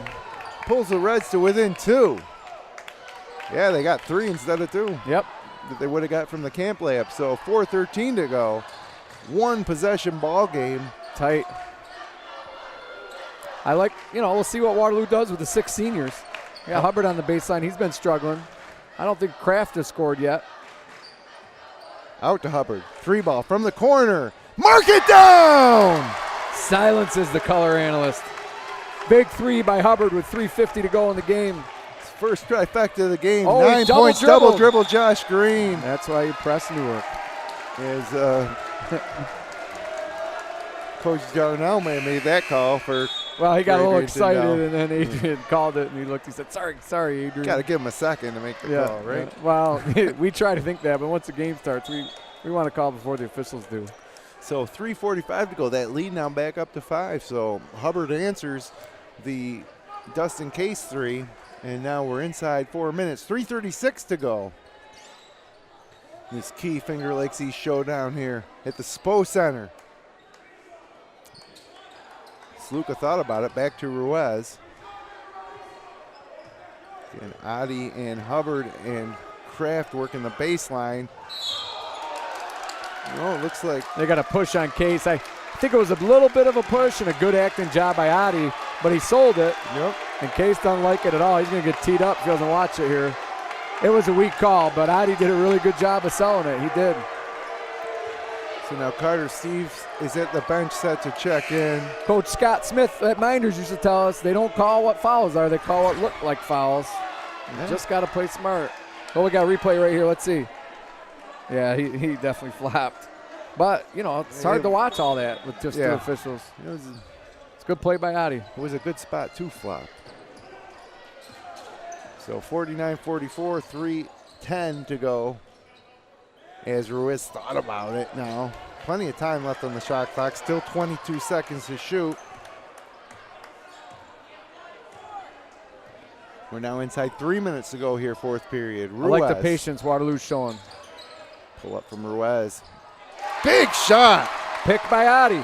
From the senior. Just his first field goal of the second half. He has 23 now, and more trouble in the press break for Newark. Lombardi finds Carter Steve. Long two-point shot off the back iron and rebounded by Joel Kraft. 7-point Waterloo lead. Here comes Ruiz. Kicks it to Hubbard. 3-ball on the way. No. As Josh Green comes up with it, tries to sprint out of the pack. Instead, he pulls it up and he's passes off to Lombardi now. 2 minutes, 17 seconds left. Biggest lead of the game for the Indians at 7.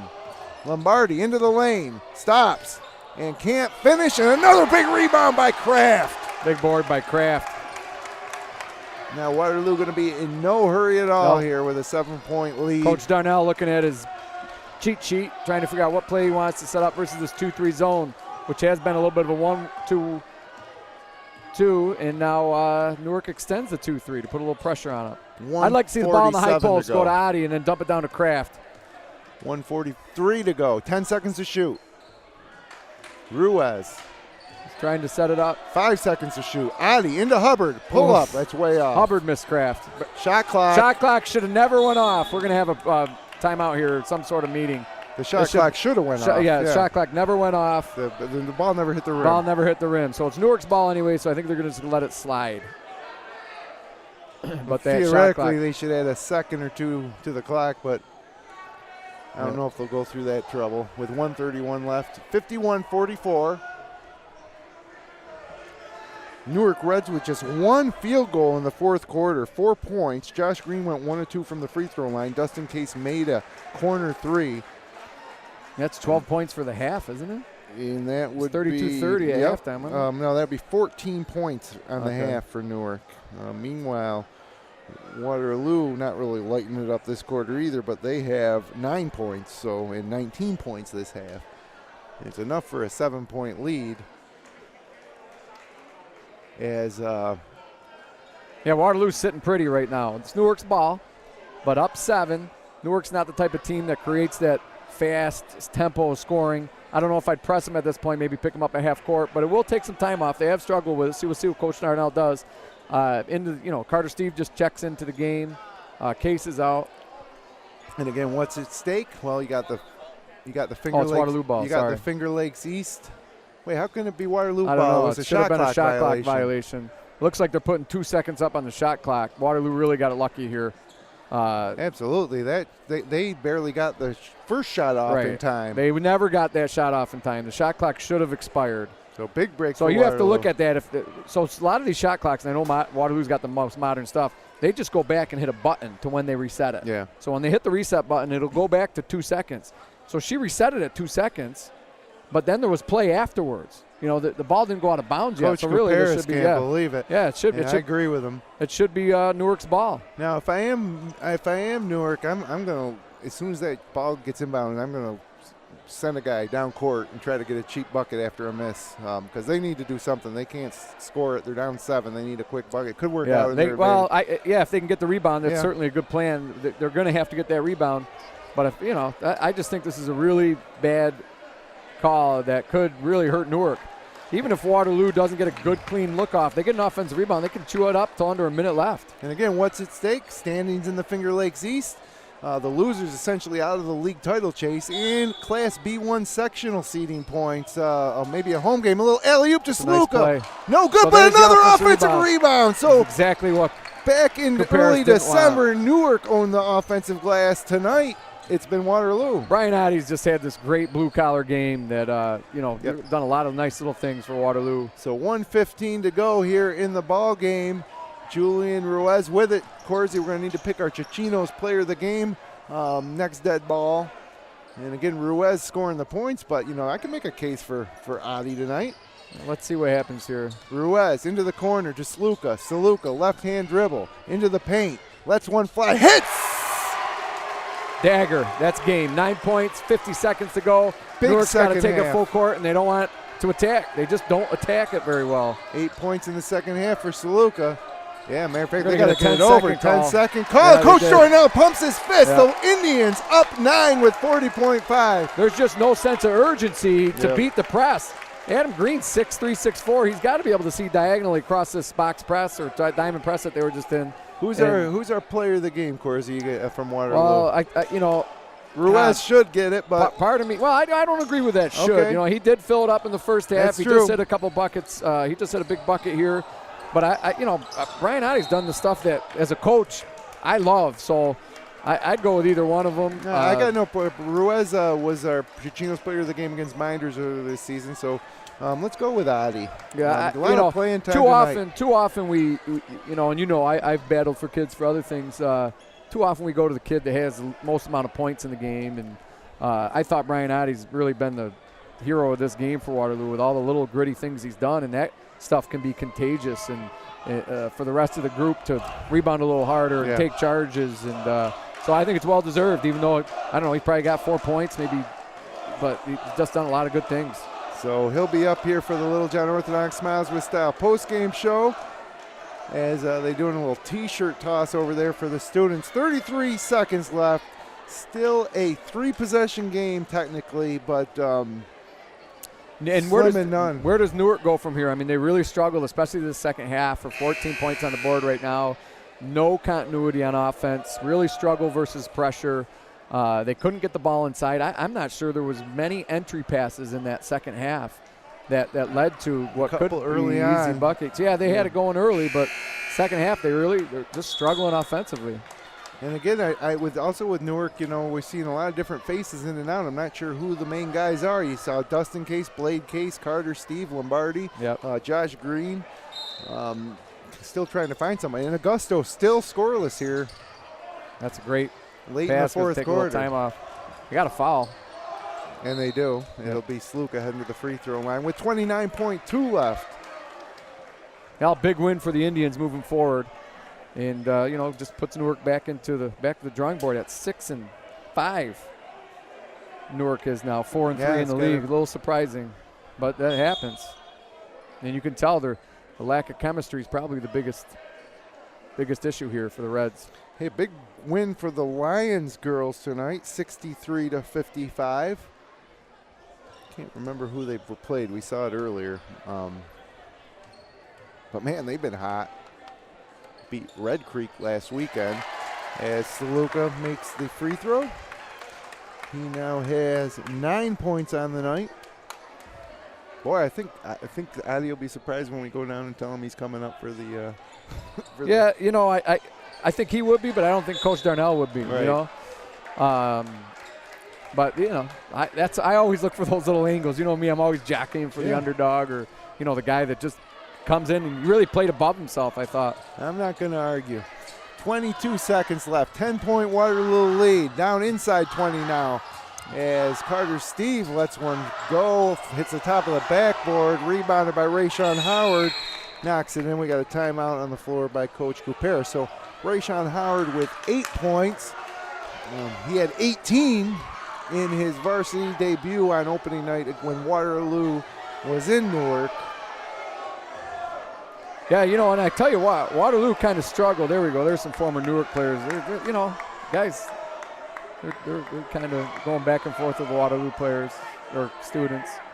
Well, we got some good camera action out of it. Right behind the Newark bench, some former players. They've been jawing all game, talking to some of the players on the field, the court, talking to the other side. But that's what this does, an environment like this. It gets everybody fired up and excited.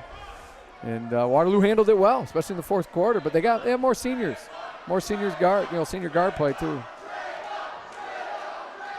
What are they chanting? They're chanting for one of the boys off the bench to get in that hasn't played tonight. Trayvon Jacobson, number 32. Oh, there you go. Junior for Waterloo. I don't know if that's Coach Darnell's name. It's an 8-point lead. Yeah, you're not doing that. 12 seconds. You're safe, but you know what? You want to just solidify the win. I want to thank big win. Waterloo Athletic Director Crystal Kemp for the outstanding accommodations. As usual, one of our favorite places to call a high school basketball game from here at the Spo Center in Waterloo. That's not the official name, though, Korzy. That's the Finger Lakes one official name. I get in trouble for calling it the Spo Center in some circles.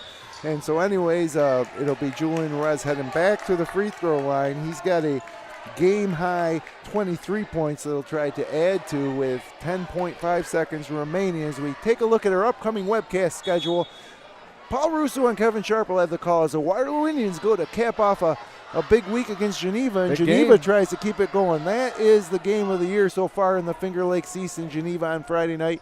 Saturday night, we got a doubleheader.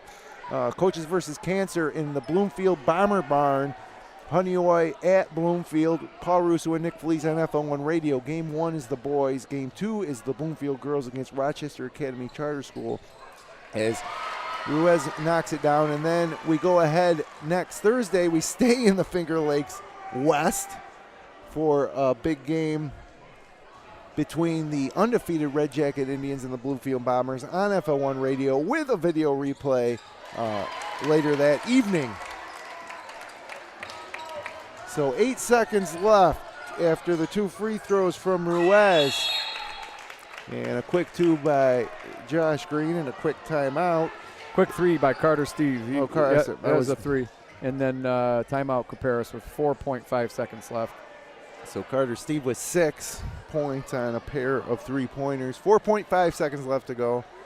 And I don't know if that was necessary. Upcoming schedule for both these teams. We got the logos wrong here, but Newark will be the information is Newark correct. Braves and the Waterloo Blue Devils. Oh, they would not like that. No, they wouldn't. We got Victor and Canandaigua up there. But anyways, Newark's playing at Mid Lakes, Minders at Penn Yan, and then they travel to Wayne on February 4th, so that it gets a little bit easier for Newark, a chance to recoup and maybe come back, or a chance to really implode. Then Waterloo, we mentioned that game on Finger Lakes 1 on Friday night, and then a big test against Class B1 sectional point leader at Hornell. That'll be a tough one. And then they're at Mid Lakes, and then they got that boys-girls doubleheader here in Waterloo against Minders on January 31st. So some great action coming up here on Finger Lakes 1 over the next few weeks. You could probably watch that game on Pice Sports, the sister. Oh, the Hornell game. You absolutely will be able to. As a coach, I did a lot of scouting through Pice Sports on Facebook. If you're a Waterloo fan, you don't make it down to Hornell, that game will be covered on Facebook. Pice Sports. They're talking to Johnny Lawrence right now. P-E-I-S-H.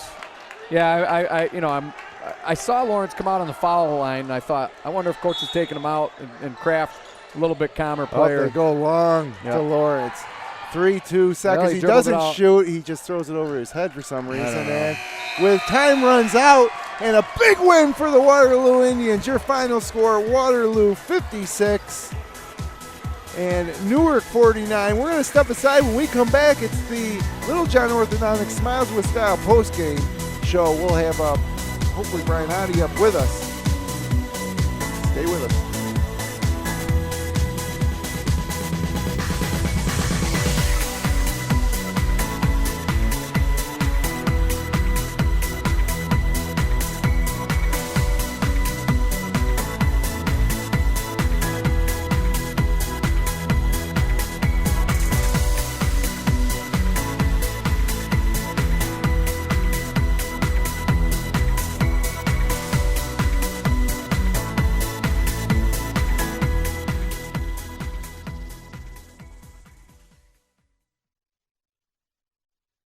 Help FingerLakes1.com bring you more great live local sports coverage by becoming a supporter at patreon.com/FL1.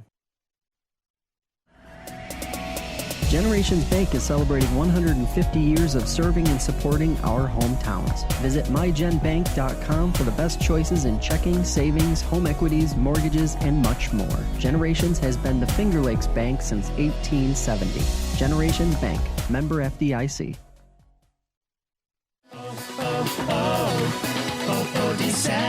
Since 1937, the difference has been DeSanto Propane. All roads lead to Bill Cram Chevrolet, Waterloo Exit 41, Highway 5 and 20 in Seneca Falls. See all our trucking deals at BillCramChevrolet.com. Dr. Littlejohn, Dr. Barbie, and their outstanding orthodontic team share a common goal to ensure the overall wellness of each of their patients through their exceptional orthodontic care. Dr. Rod Littlejohn and Dr. Liz Barbie are proud to support our area high school athletes. Check out Dr. Rod and Dr. Liz online at littlejohnortho.com.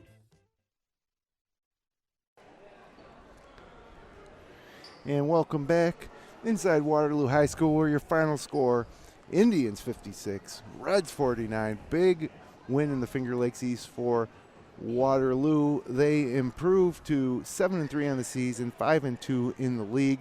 And it's time for the Littlejohn Orthodontics Smiles with Style post-game show. We're joined up here with our Cicino's Pizzeria player of the game, Brian Otte. And so 4 points, not as many as Julian Ruiz. He scored 25, but I'll let Coach Korzeniewski say why we chose you for the player of the game. Well, before we start, Brian, good game. Thank you. You know, you're a first-year varsity player, playing with a lot of seniors ahead of you and in front of you. What do you see your role as on this team? I don't expect to start really that much, but I did that last game because of personnel issues. Yeah. But I really see, like, coming off the bench and just I want to help out my team as much as I can when I do that. Yeah, you know, I played basketball against your father, but you play a lot tougher than he did. You know, so we're just impressed with all the gritty stuff you did tonight. You know, you got a couple offensive rebounds, and if you didn't get the offensive rebounds, maybe you got a tip on a ball, led to a rebound for a teammate. You took a charge. You know, you played good defense. You know, quite often sometimes we just hand it to Ruiz because he had all the points. But off the bench tonight, you played a lot of minutes. You stayed in the game. I think Coach recognized it. But, you know, you pride yourself in that gritty stuff, or just was it tonight's? Yeah, because I don't like to think of myself as a very good shooter, but I always like to do, like, all the little things to help my team out. So I want to help out my team as much as I can.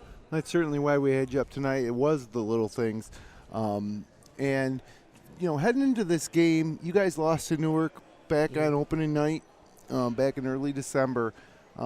Was revenge on your mind, or was it just another game? Talk about what you guys were talking about coming into this game tonight against Newark. Oh, yeah, it was a must-win game. We really needed this game to keep boosting our momentum because we had that close loss to Wayne, which we should have had, but it was a tough game, and we came back strong tonight. And now coming up, another tough game on Friday, right? You guys go to Geneva, and you saw what Geneva did last Friday in Newark. Yeah. So, you know, time to shift gears. Can't enjoy this game maybe tomorrow morning in school, but when you hit practice tomorrow, kind of shift gears to Geneva. What do you know about the Panthers? They're a very good team. They're very athletic, very strong, quick. So we're just gonna play hard against them and prepare well. Coach always has us preparing well for every team we face. So we're just gonna move on to the next team. Now, speaking of Coach Darnell, you know, new coach this year in the program. What's it been like playing for Coach Darnell? It's been really good. He's been tough on us, which is good for us, and he's got us playing hard and everyone playing together. So that's good. Yeah, I thought you really could tell a difference tonight with the posture and the poise you guys had down the stretch. You know, in a tight game, could have went either way, and you guys really controlled the ball. You took good shots, and I thought that helped you guys win the game, which is certainly his extension of his coaching. So, you know, if there's any place that it really pays off to be the Cicino's player of the game, it's Geneva or Waterloo, because it's just down the road. So congratulations, Brian. Cicino's Pizzeria and Restaurant, large cheese pizza. You can share it with your teammates or you can keep it all to yourself. It's your choice. You want it. So, Thank you. We'll let you get back in the locker room with your teammates, get ready for school tomorrow, back to practice, and then we'll see you in Geneva. Finger Lakes will be there on Friday as well. So good luck. Thank you. Great game. Thank you. Congratulations. Congratulations. Thank Good luck. you. So that was Brian Adi, our Cicino's Pizzeria player of the game. And I'll run through the scoring real quick for you. For Newark, it was Dustin Case leading the way with 12 points. 9 points for Josh Green, 8 for Rayshawn Howard, 6 for Carter Steve and Adam Lombardi, 5 for Isaiah Camp, and 3 for Blade Case. For the Waterloo Indians, Julian Ruiz led all scores with 25 points, 9 points for Mike Hubbard and Kyle Saluka, 5 points for Devin Felber, and 4 for Brian Adi and Johnny Lawrence. Your final score, 56-49. It was just a 2-point game at the halftime, and then also a 2-point game after the third period with Waterloo leading 42-40, but the fourth quarter was all Waterloo. And I think you mentioned it in that post game, just the composure of Waterloo to gut this one out and get that win, combined with their pressure defense. Yeah, I think Saluka had sat a spell at the end of the third, came in and really turned on the scoring for a quick spell, but it was just enough because Newark struggled to score. And then Newark looked a little sloppy down the stretch, and Waterloo looked a little bit more composed, and that helps with the senior guards and the senior, Joel Kraft. They had made some big plays, and Julian, and it was a big win for Waterloo. Very big win for Waterloo.